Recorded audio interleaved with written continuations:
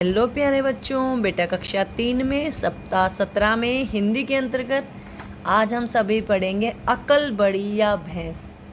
अकल यानी दिमाग और भैंस यानी ताकत। भैंस मोटी होती है ना, तो आप ये बताओ अकल दिमाग बड़ा होता है कि ताकत बड़ी होती है? बुद्धि ज़्यादा मतलब ताकतवर होती है या बलवान व्यक्ति ज़्यादा ताकतवर होता है? तो उसी से संबंधित ये छोटी सी एक कहानी है, कार्टून के रूप में आप सभी की पाठ्य पुस्तक में है, पेज नंबर 75 पे है। मैं आपको थोड़ा सा इसके बारे में बता देती हूँ कि बेटा आफंती जो है उस एक व्यक्ति है और उसी के घर के पास या उसके शहर में एक पहलवान रहता है। वो उसको पहलवान जो आफंती को बोलता है, आफंती बहुत बुद्धिमान था कि मेरे अंदर इतनी ताकत है कि मैं 100 किलो से भी ज़्यादा अधिक 5 क्विंटल 100 किलो नहीं 500 किलो, ठीक है, 500 किलो की चट्टान को उठाकर आसमान में फेंक सकता हूँ। तो आफंती ने सोचा कि इसको तो मज़ा चखाना चाहिए कि बुद्धि ज़्यादा ताकतवर होती है। तो उसने उसको एक रुमाल दिया और बोला कि लो, इस रुमाल को इस दीवार के ऊपर से फेंक दो, मतलब कोई भी दीवार थी जैसे। अब वो ताकत वाला उस रुमाल को फेंक रहा, बलवान व्यक्ति ताकतवर, लेकिन फेंक नहीं पाया। तब आफंती ने उसके अंदर एक छोटा सा पत्थर डाला कपड़े के अंदर और फेंक दिया। तो यानी उसने अपने दिमाग का इस्तेमाल किया। ताकत के कारण तो हल्का होता है ना, वो जा नहीं पाया, और जब उसके साथ थोड़ा सा वजन मिल गया तो वो जा पाया। तो आफंती ने इस तरह से ये साबित कर दिया कि अकल यानी दिमाग बड़ा होता है, भैंस यानी यहाँ पे ताकत का मतलब है, ठीक है। ताकत बड़ी नहीं होती है, ताकत तो किसी के पास भी हो सकती है, लेकिन अगर उसके पास दिमाग भी है तो सबसे बड़ी ताकत वही है, ठीक है। आगे बढ़ने से पहले आप सभी से एक वही छोटी सी रिक्वेस्ट करना चाहूँगी। जो लोग मेरे चैनल पे नए हैं या आप लोग पहले से भी जुड़े हुए हैं लेकिन आपने अभी तक मेरे चैनल को सब्सक्राइब नहीं किया, तो प्लीज़ मेरे चैनल को सब्सक्राइब कर लीजिए, ताकि मैं जब भी बच्चों के लिए सॉल्यूशन वीडियो बनाऊं उनको जल्दी से मिल जाए और वो अपना काम जल्दी जल्दी पूरा कर पाए। ठीक है बेटा, सभी चैनल को सब्सक्राइब कर लीजिए, नीचे लिखा हुआ लाल रंग से सब्सक्राइब।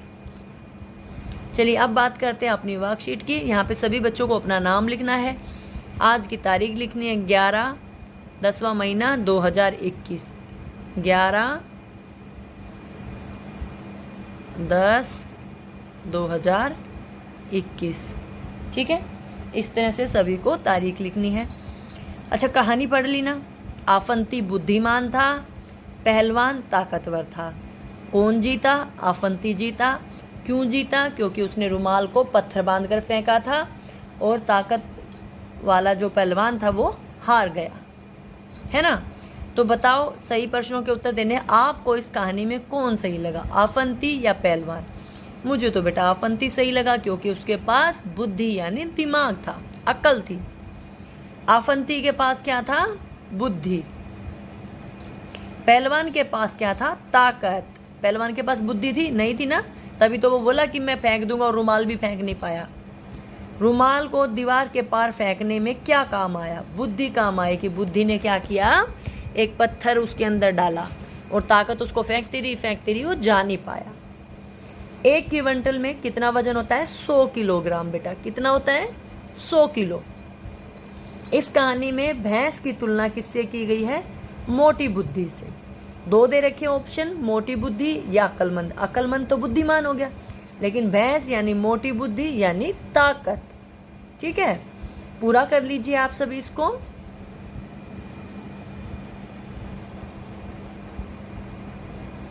अगला बेटा बताओ, किसने किससे कहा मैं 5 क्विंटल की चट्टान को सिर्फ हाथ से उठाकर आसमान में उछाल सकता हूं? ये किसने बोला था, आफंती ने या पहलवान ने?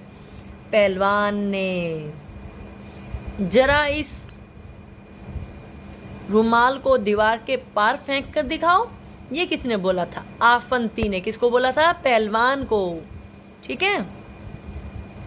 अगला है, आफंती ने रुमाल में पत्थर बांधकर क्यों फेंका? क्योंकि बेटा जो रुमाल है, जो कपड़ा है, वो हल्का होता है और उसको फेंकने के लिए उसको वजन चाहिए, और पत्थर में वजन होता है, ठीक है। ठीक है बेटा, मैंने इसका आंसर लिख दिया, देखिए आफंती ने रुमाल में पत्थर बांधकर क्यों फेंका? अपने शब्दों में आपको लिखना था। आफंती ने रुमाल में पत्थर इसलिए बांधा ताकि पत्थर के वजन से, क्योंकि रुमाल में तो वजन कम होता है, रुमाल को दीवार के पार फेंका जा सके। समझ गए आप सभी? इस तरह से इसको पूरा कर लेना है। आगे है दी गई लकोक्तियों। लकोक्ति क्या होती है? जैसे कोई कहावत होती है ना, लोगों द्वारा कोई बात कह दी जाए, वो होती है लकोक्ति, प्रचलित लकोक्ति के उचित अर्थों को डिब्बे में से चुनकर उनके लिए एक वाक्य बनाना है। ठीक है, तो जैसे पहला दे रखा है, अकल बड़ी या भैंस, शरीर शक्तिशाली होने से अकल नहीं आती।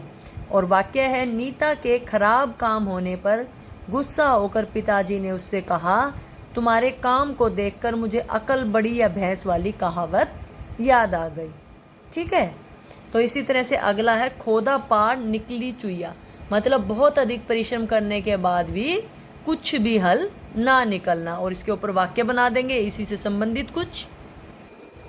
ठीक है बेटा, इसका मीनिंग क्या है? बहुत कठिन परिश्रम का थोड़ा लाभ, बहुत अधिक मेहनत करो और आखिर में कुछ भी परिणाम ना निकले। ठीक है, इसके ऊपर वाक्य बनाएंगे। अगले पेज पे करते हैं। मैंने वाक्य बना दिया। देखा, किसी ने बताया कि शहर के मुख्य दुकान पर 5,000 की खरीद पर बढ़िया उपहार मिल रहा है। या जैसे आप कह देते हैं ना, कहीं पे सेल लगी हुई है और जाके देखते हैं तो वहाँ पे पुराना माल मिलता है। तो लोगों की भीड़ लग गई और जब उपहार मिला तो उसमें एक टिफिन था।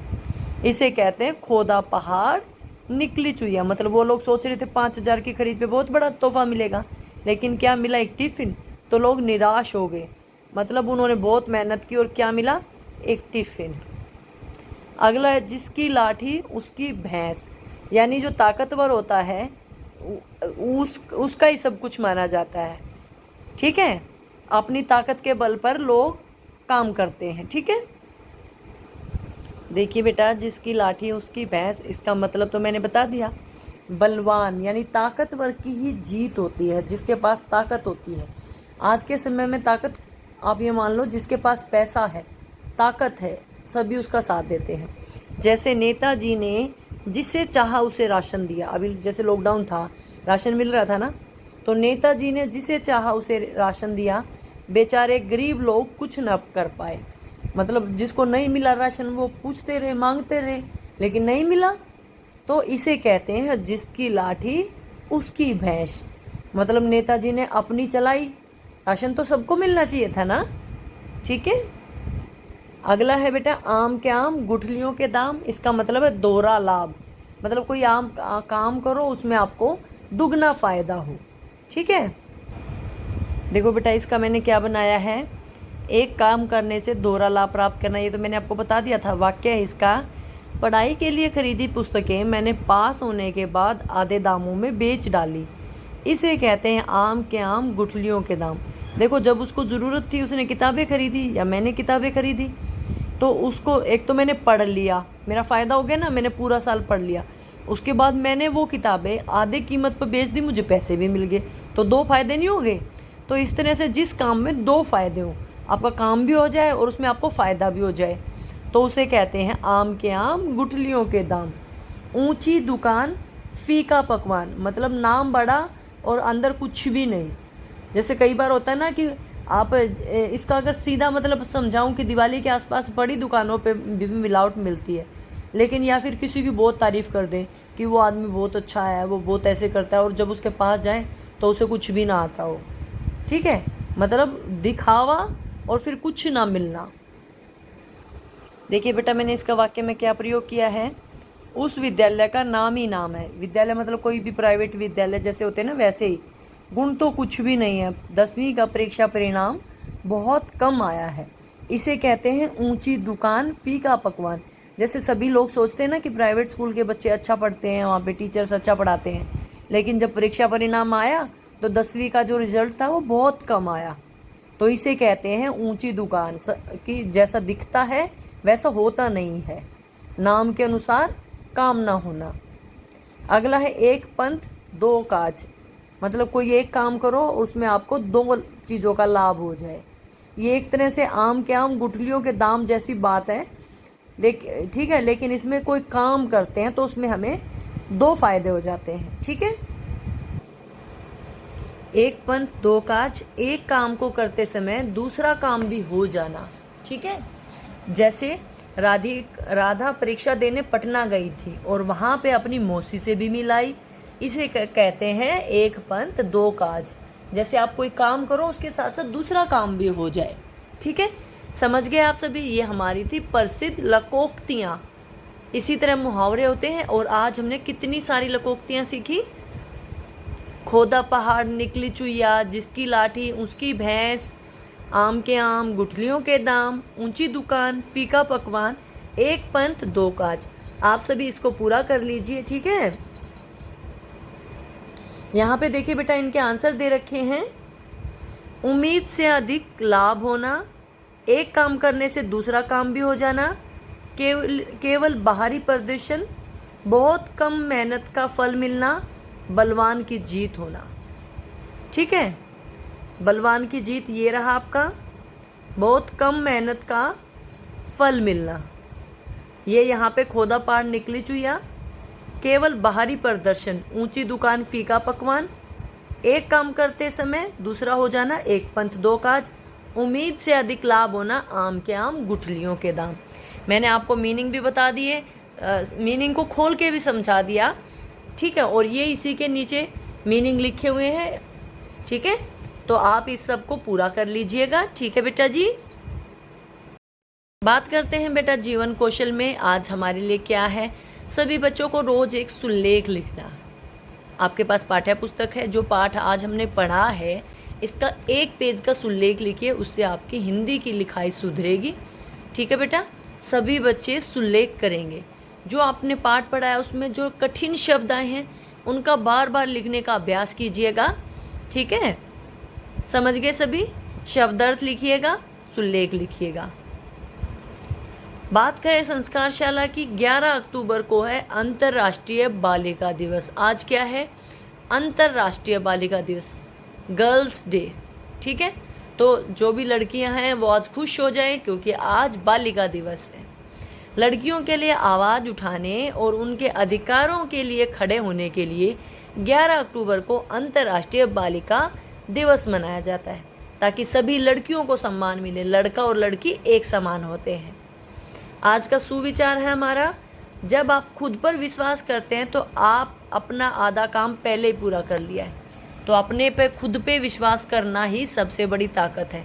ये मान लो कि आधा काम हो गया आपका, क्योंकि आप सोचते रहोगे हाँ करूँगा कि नहीं करूँगा, हार जाऊँगा, करूँगा कि नहीं करूँगा, हार जाऊँगा, तो कामयाबी नहीं मिलेगी।